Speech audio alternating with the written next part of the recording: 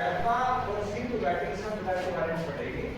सिंधु घाटी की सभ्यता कितनी पुरानी है और किस लिए इतिहास में प्रसिद्ध है।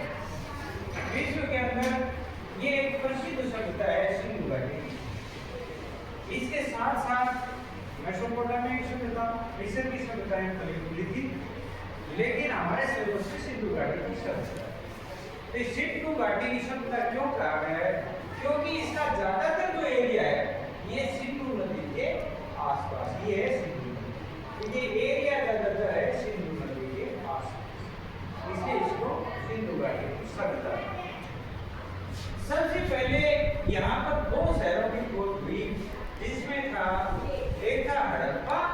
ये हड़प्पा रावी नदी के किनारे, रावी नदी से लगभग 24 किलोमीटर दूर है, तो रावी नदी पर ही माना जाता है।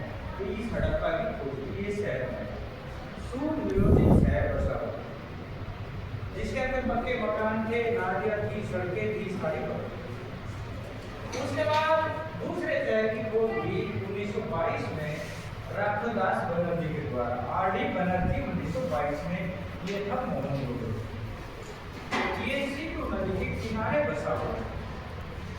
सिंधु नदी के किनारे बसा होने की वजह से सिंधु घाटी की सभ्यता। मोहनजोदड़ो का मतलब होता है मस्तकों का टीला।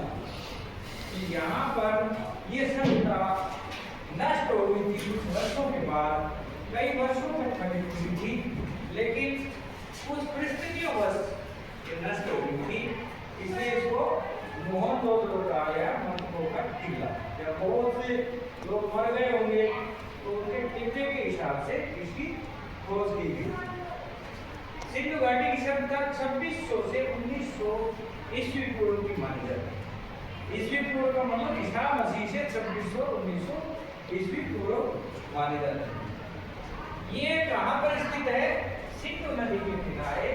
आजकल जो पाकिस्तान में है, लड़काना जिला, पंजाब का लड़काना डिस्ट्रिक्ट है, वहां पर स्थित है मोहनजोदड़ो।